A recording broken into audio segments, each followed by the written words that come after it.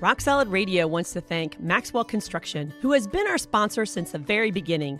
For over 30 years, Maxwell has delivered the highest quality projects by holding to their core values of customer satisfaction, positive attitude, respect, and excellence. So if you have any kind of commercial construction need, give Maxwell Construction a call today at 812-537-2200.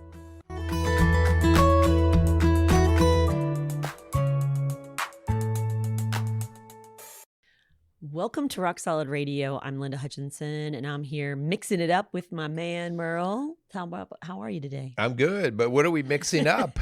Well, we're talking about really blending together families after I figured you were going divorce somewhere with the mixing and the blending. Widowing. Yeah, so we're going to be talking about how we mix it up and how we blend, how we try to bring different dynamics of families and backgrounds and stories together under one roof in a blended family, and how to make it work.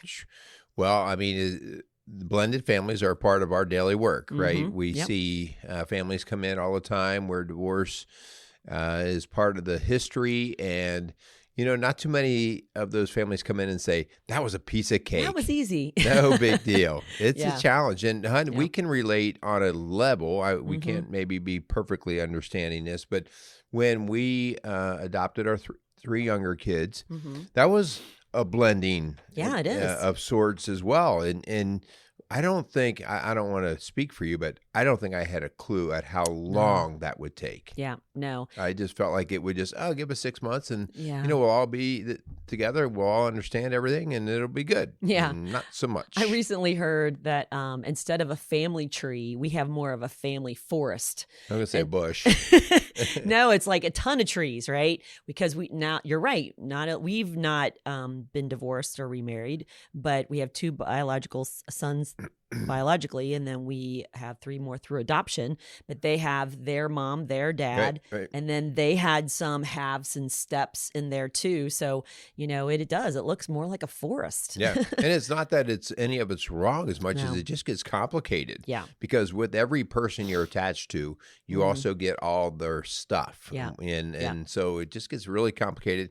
And on top of that, you know, you add in things like genetics and past traumas and hurts and stuff like that. And it just gets confusing. And so part of what we're going to try to do today is walk through some of that.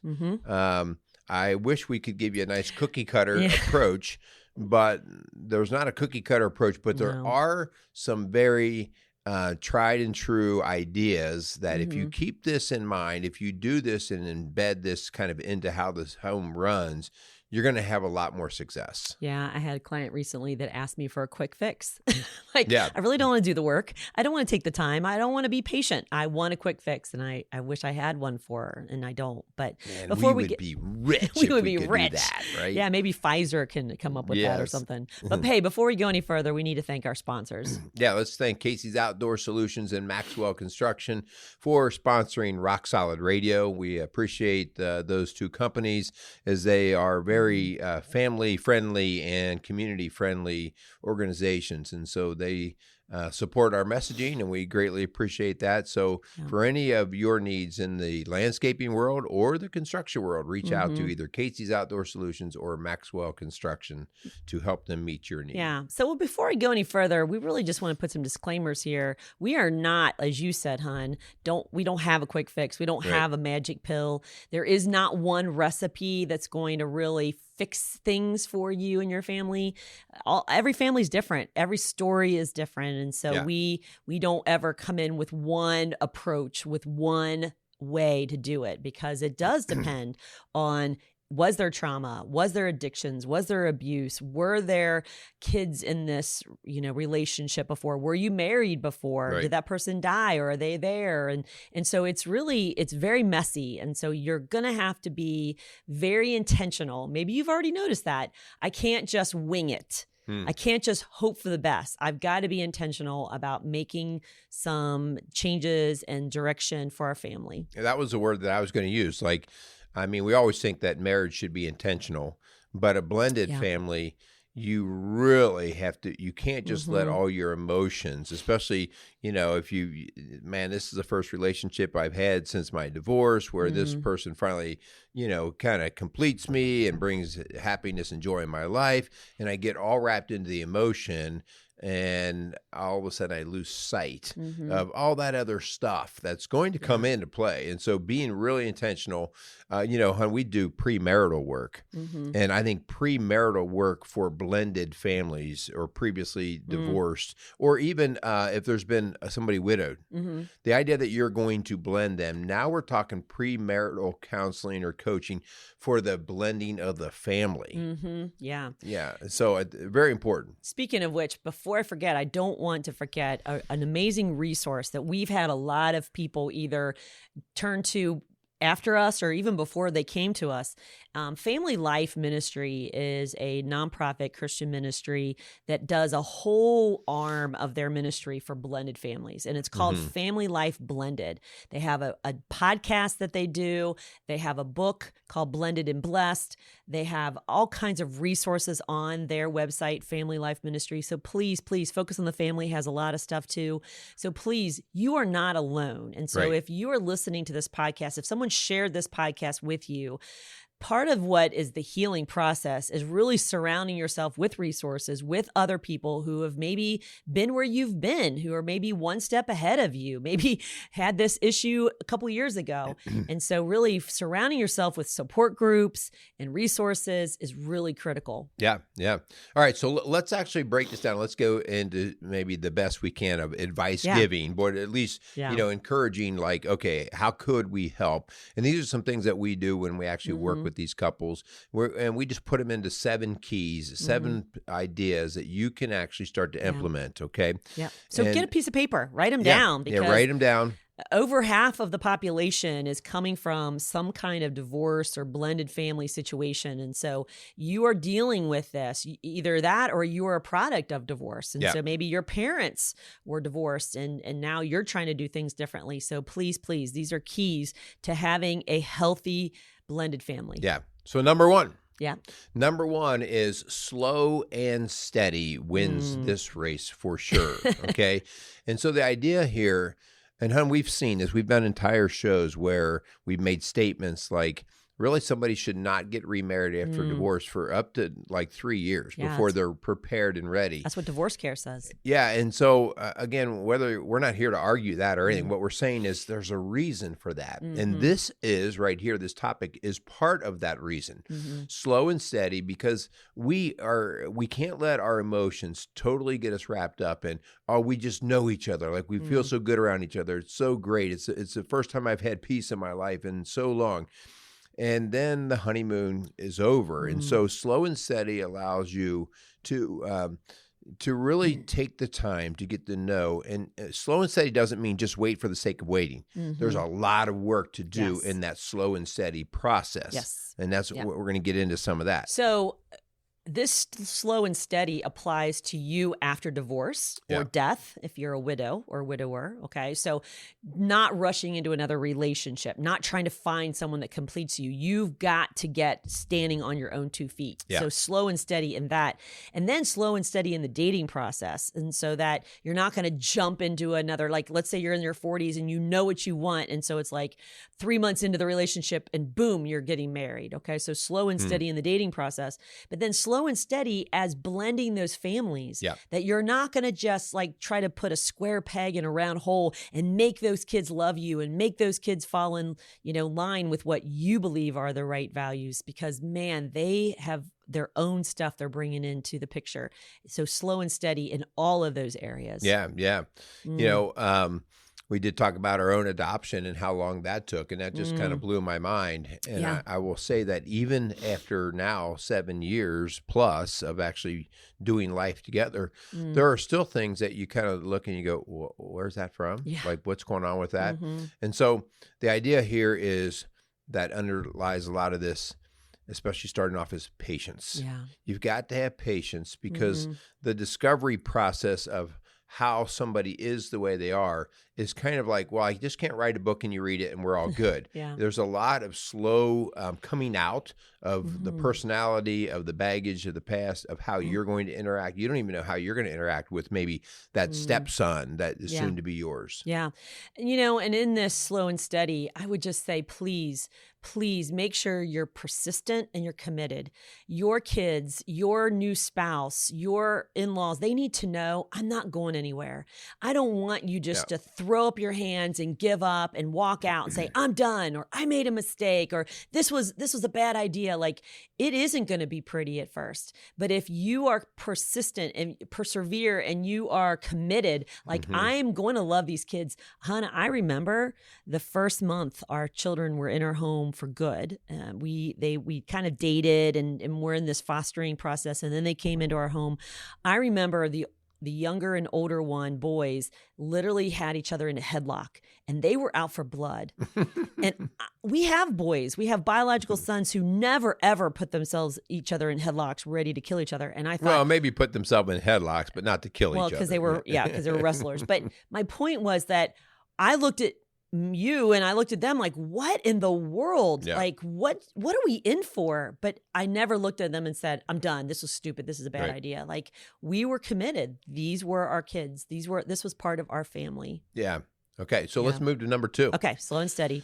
So when we are starting off, the idea here of listening is key. Yeah. Okay. And so we have done many shows about listening and communication, and it couldn't be any more important than in this topic, because listening, as so often we find out, is such a poorly done skill by most of us, because we try to tap into certain words that we heard or get the general superficial answer on things so that we can just go on with what we want to do. But listening in this is actually listening to how are people doing, okay? And so this is no different than when we do our 5 or 10-minute check-in that we do with couples, and you say, how are you doing? When we're bringing, let's just say 3, 4, 5, 6 people together in a home, now you're not just doing that with the one person that you're thinking to marry, because you're marrying the entire family. Yep. Now you've got to do this process well as a family. And so we can't leave it up to just randomness. Like, I think we're all doing pretty good. Yeah. I mean, we have to be super intentional about learning to listen, teaching, especially younger kids. And when I say younger kids, I'm not talking 1 or 2 year olds, but I am talking 4, 5, 6, 7, 8, 9, all the way through the teenage years. We have to help them because they're being thrown into new environments and they're not quite sure how to react to this. So we have to teach them the value of listening or reading others as well. Yep. So listening is key to you actually getting to the message of how is everybody doing in this situation. Yeah. And really less words are better. I mean, the more you're just looking at them, the more you give them that undivided attention. You're going to have to be intentional about taking one child at a time to the grocery with you, or taking them on a drive to go get gas or whatever. Like, being intentional about creating this one-on-one time and asking these questions like, how are you doing? Yeah.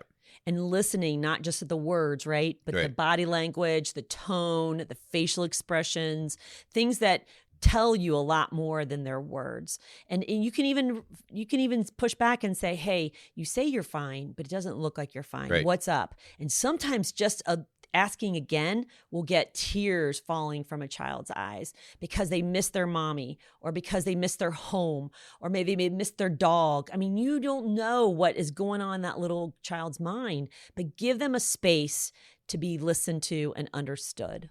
And I think sometimes when we listen, and I've been guilty, and I'll speak for you, you've been guilty on this, when we are listening, but we attempt to steer the discussion to where we want it to go. Yeah. We have a bit of an agenda, and that would be like maybe, hey, hey, we're thinking about a vacation. You guys would like to go to Florida this year, right? Like, you start directing conversation. Hey, you kids, you're doing okay, right? Like, everything's pretty good for you. So you sort of plant You would words. like to move to a new school, wouldn't you? Yeah. What would you think about this new school? This is a really neat school. And so you kind of steer things, and especially kids who maybe aren't strong in their voice will kind of go along with it. And then all of a sudden, a year or two down the road, when they're going, I never really wanted to do this. Yeah. And you basically, you bulldozed your way because you were either, you had the preset agenda in your mind, or you were just more strong in where you wanted to be. So you have to be really careful about steering the discussion. Yeah. You got to give them the permission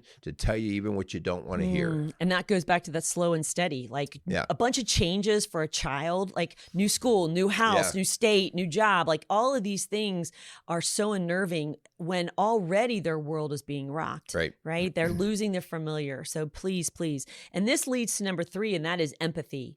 I know that they may be acting out. I know that they may be shutting down on you, but acknowledge their hurt and their baggage, their loss. I mean, they're grieving. They're grieving the family that they thought they were going to have. Maybe they were so young they don't hardly remember it, but there are a lot of kids who do remember. They remember when mom and dad were in the home together and they were all sitting around the dinner table. And so they miss that. And so acknowledge it, have empathy for it, get them help for it. You may have to get some professional help for your kids or for your marriage or your family, because it is sometimes a lot of baggage, especially if there was addiction or abuse or infidelity. Yeah.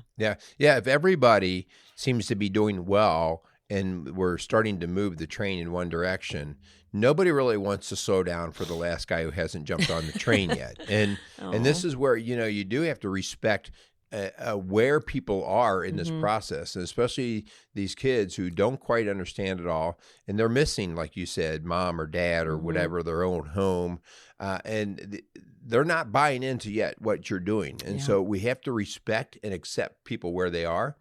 And that's why this slow and steady again is so important. Like, listen, this is where we'd like to get. We're telling you this up front, but we're listening to you, and how can we work with again, I want to be cautious here and say kids don't dictate the direction or value of the family.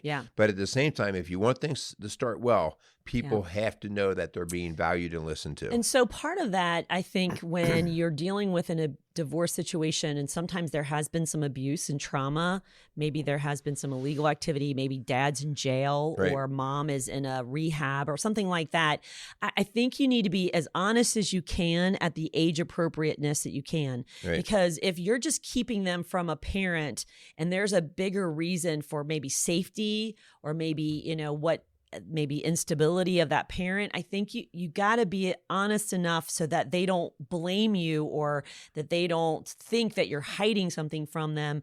So be really cautious. And again, that might take some professional help because it is really kind of hard to decide, like, when do I tell them dad's in jail?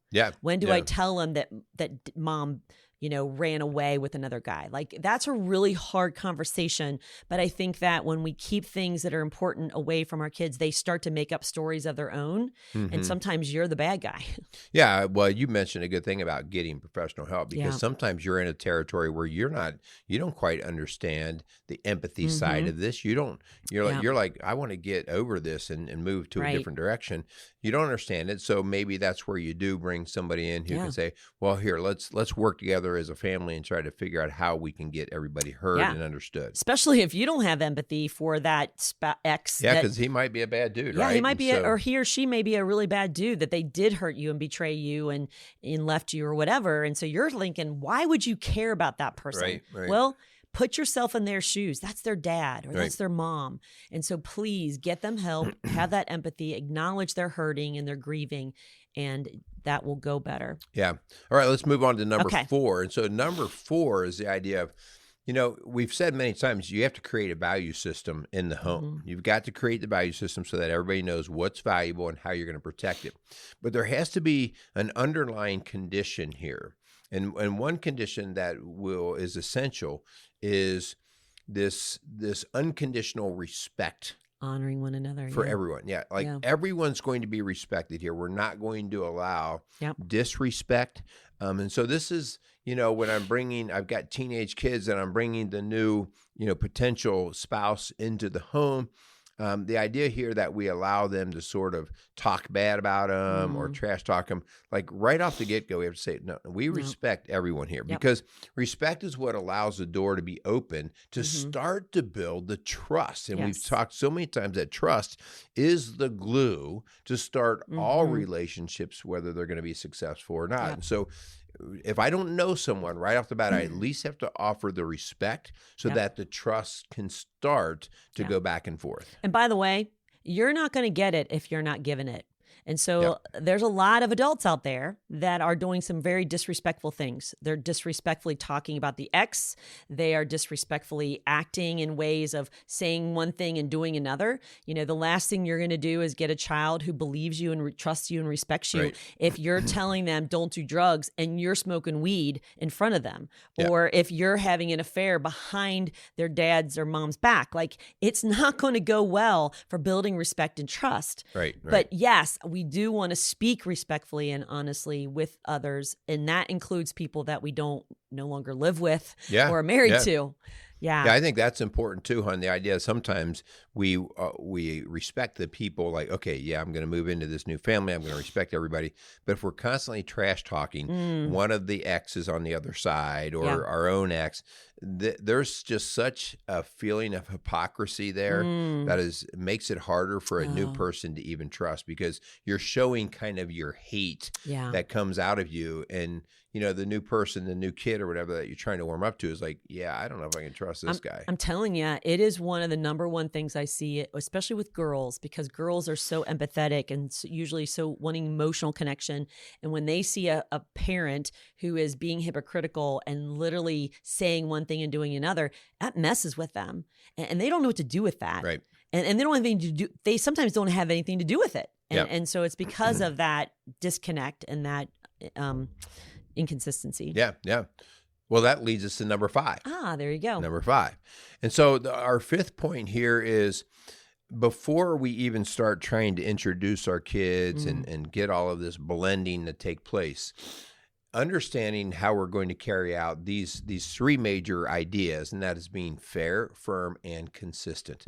So often, Linda and I talk with families that their child or a member in the family is dealing with anxiety.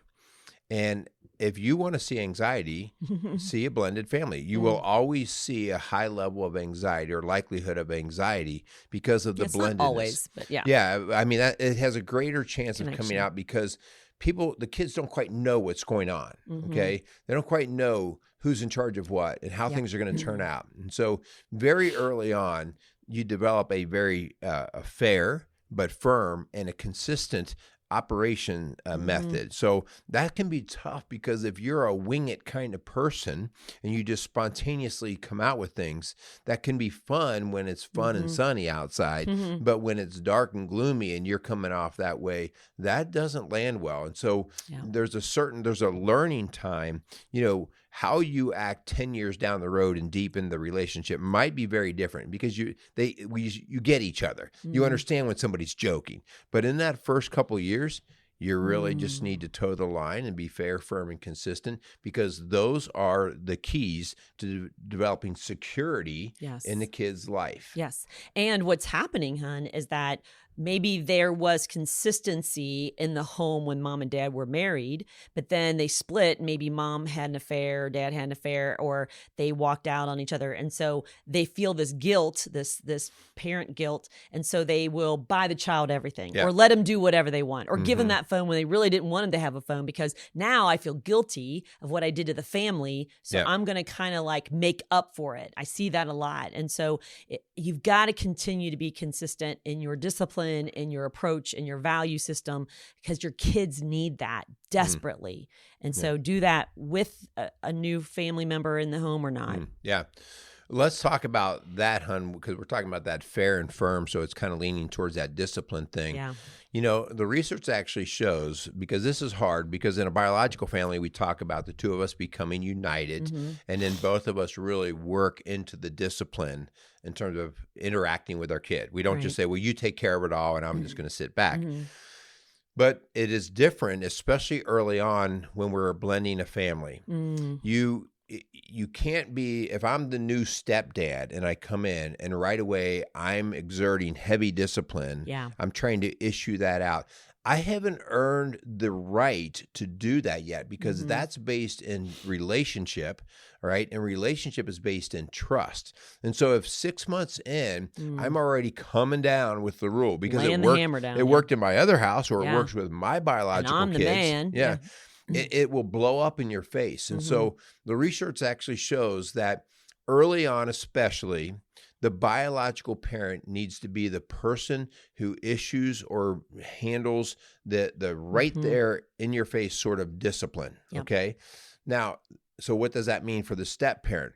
They need to be right there in the background, supporting what the spouse is doing. Okay. They need to be supporting it, saying, well, this is what we do here. But mom, in this case, if it's mom's kids, mom needs to be the deliverer of this. Yep. I will say this is super important. Yeah. And I think this is where we mess up the most. Okay. And here's why. Mom, out of her emotion, will say something or decide on something irrational or rational, and has not even consulted her husband. Yeah. Okay. Because she's the mom, right? It's her kids. And when you keep calling them her kids, okay, then you've kind of disconnected, okay, your spouse. So here's what we suggest. We suggest you go in private and you two talk what you two believe is the right way. And you may have some disagreement there. Chances are you probably will, right? But that's why slow and steady, slow and steady. Slow and steady. And so what you're going to do is you do not want to come out of that room. I call it the war room. I don't want you to come out of the war room until you two have agreed this is what we're going to do, okay? Right. Even if you have to duke it out and kind of fight over this, I want you to have this discussion so that when you come out, because those kids know, man, they can smell blood in the water. We've talked about this before. They can tell you're divided. Right. They can tell you don't agree. And so when mom hands down the discipline, dad has got, like you said, to be in the background going, yeah, that's what we decided. Yeah, that's what's going to happen. Your mom's right. And so that just shows a united front. But man, that's hard. That's hard, but that's so important. Yeah, like I said, even if you don't completely agree with your spouse, find enough common ground that you can both walk on. Because if you don't, like if let's say you're the mom here in this case is issuing out some discipline, and you're in the background and you're rolling your eyes. Oh, I didn't say anything. You're rolling your eyes, or you're just walking away and disconnecting.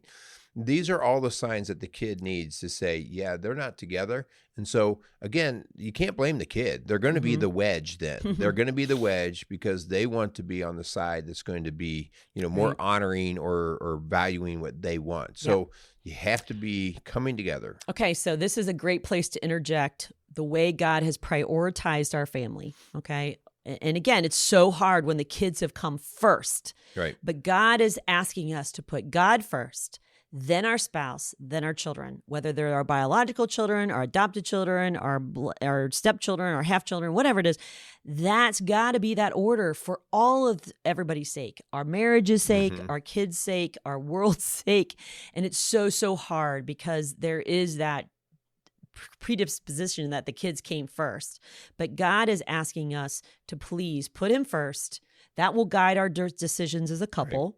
And then a family, which is why the next key is so important. Can I go back on what you're saying there a little bit? Because you're completely right, but it'll be somewhat confusing. We never want to put a kid in a situation where we say you choose either him or me. No. Okay, so we're not doing that. No. If that's, again, going back to the slow and steady, if we feel like, man, we're having a hard time, getting our kids to see that this new marriage relationship coming together is very valuable, then you better slow down and work on that, okay? Because once you're married, then the house has to be run by one set of leaders. Yeah. And so it may be something that we put this on hold. Yeah. We don't say, well, this is how it's going to be.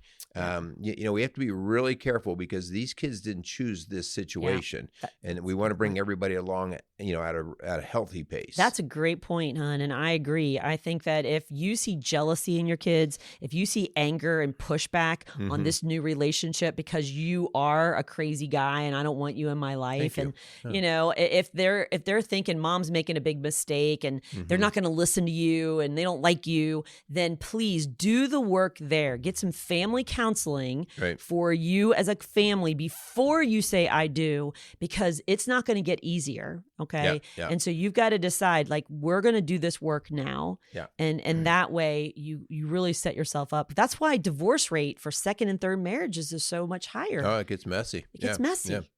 All right. I think you wrote this because I would not write this. What? Flexibility and grace. Have you heard?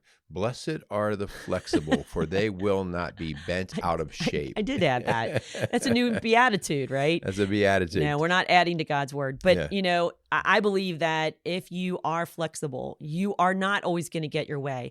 If Christmas time, you always have Christmas in your family on Christmas Eve, but now you've got blended family and you've got all these other situations you got to deal with. You cannot sit there and just dig your heels going, right. Christmas Eve is ours. Like, you're going to set your family up for conflict and disappointment. Yep. And so please, flexibility and grace are critical in a blended family. Yeah. I think that goes all the time. I mean, without getting run over and walked on. Okay. So when you feel like I've always given, okay. And we've seen that when we've had blended families where one person has basically given up everything, moved into the other person's house, and they feel like there's really nothing here is me. It's all you. We've got to be able to acknowledge that and say, okay, listen, I need some flexibility coming on both sides. Right. Yeah.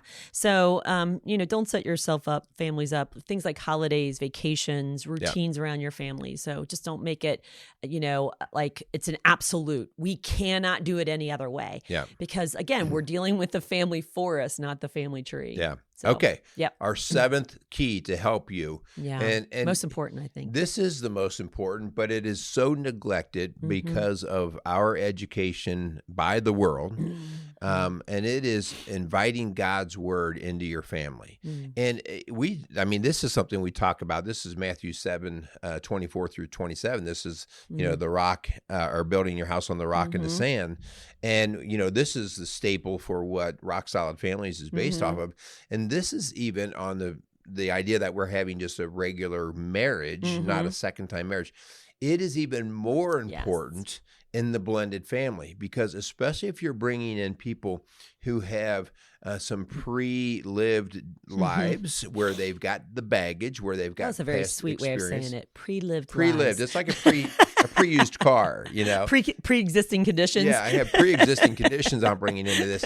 And so I have to say, okay, it's like when you first get married, you think the way that your biological family always did things just made sense. And then you move into a new family or you marry and you go, you guys do what? Yeah. Like what? Yeah. And the idea here is most of those things are opinion things, whether it's a certain tradition or something, and you just kind of roll your eyes and laugh at it. It's not a big deal. But when you are forming a new family, you really better get a solid ground of foundation to build on. And there's not a more solid ground than God's word. Yeah. Yeah. This is so funny. Okay, I'm bringing another story, and I keep telling my stories. I'm not prepared for this story. No, I know nothing about this. We did Healthy Moms today, and I had them build. We're talking about the seasons of parenting, and they had to build a tower, and they had 3 minutes, and they had to build the tallest, one, right? So they're just building, skirling, and the one that was the tallest, you could blow on it, and it when we blew on it, it was over, right? So it may be fast and tall, but it's not strong and steady. Yeah. And so the one that was strong and steady, it wasn't super tall. Yeah, it was like right? a single cornerstone. But it had a strong foundation, and we had them blowing on it and trying to, shake it down. But it was so funny because I was like, that's tall. You guys won, because the rule was, not the rule, but it was like the tallest, the goal, right? Yeah. The goal was the tallest. And so they're like, boom, boom, boom, boom, boom. But they built it on a very unsteady foundation. Yeah. Yeah. And that's what happens when we go by what the world says. Right. Or we go by what our flesh says, our Yeah. feelings. Yeah. I feel it. I just know this is what we're supposed to do. We're supposed to move in together, and we're not married. And I know we only been divorced for a month, or maybe you left your spouse to go into this other relationship. Like, you just set yourself up on sinking sand. Yeah. So important to do. Guys, those are our 7 keys. And so just quickly, those 7 keys are just the idea of slow and steady. We can't emphasize that enough. Listening, learning how to actually listen and read how well people are actually doing. having some empathy, let me walk a little mile or two in your shoes just so that I get an idea of why you come from where you come from. The idea of respect, like respect is just so at the base of how I want to be treated, especially when I don't really know these people yet. Yeah. Okay. But you have to give it to receive it. Like yes. You have to have that given both ways.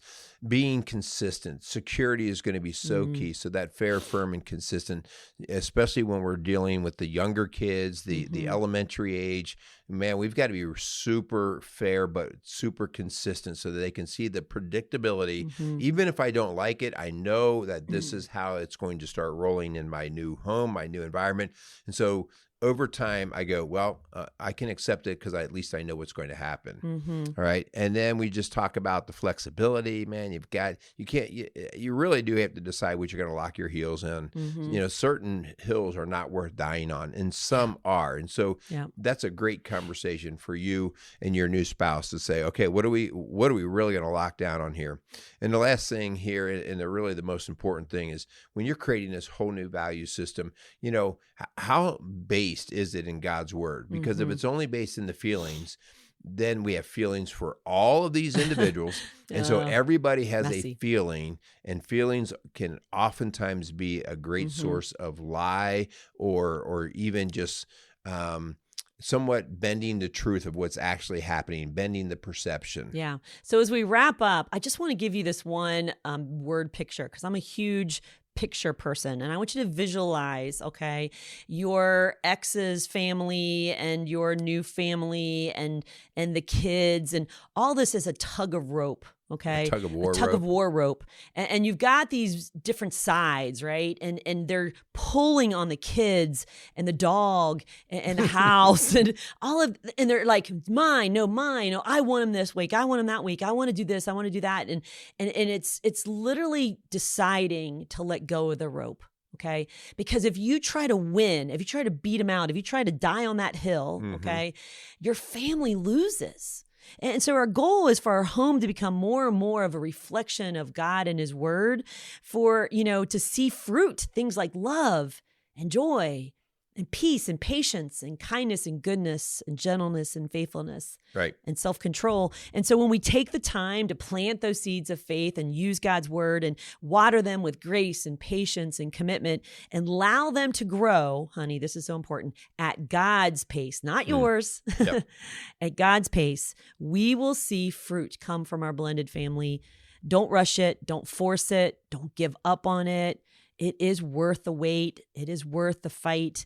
And the best, I believe, is yet to come. Yeah. Good word picture too. I love that. I was saying, the tug of war rope, and we're diametrically opposed. Yes. And so the best way to stop the tug of war is drop the rope and go over and shake their hand. Right? Oh, I like that. See, I was like, it came to my mind right in the middle of it. There you go. All right, guys, we hope that this was helpful. You may not be in the blended family scenario, but you probably know someone who is. And so, if you felt like this was beneficial, share the show. Also, if we can help you, this is part of the work that we do as well with families. Reach out to us at rocksolidfamilies.org or call our office at 812-576-7625.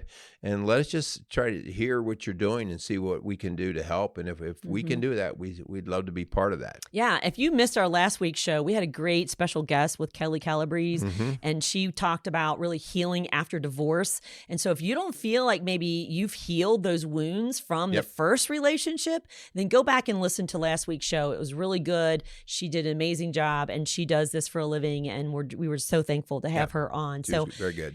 So thank you so much for listening to Rock Solid Radio, building a stronger community, one family at a time. Make it a great day. Rock Solid Radio wants to thank Casey's Outdoor Solutions. Casey's is a premier garden center and gift shop located in Lawrenceburg, Indiana. They offer a wide selection of high-quality plants, landscaping materials, and home decor. They do amazing high-quality work and can help you transform your indoor and outdoor living spaces into something beautiful. So stop by Casey's Outdoor Solutions today and let them know you appreciate their support for Rock Solid Radio. Visit Casey's today at 21481 State Line Road, Lawrenceburg, Indiana.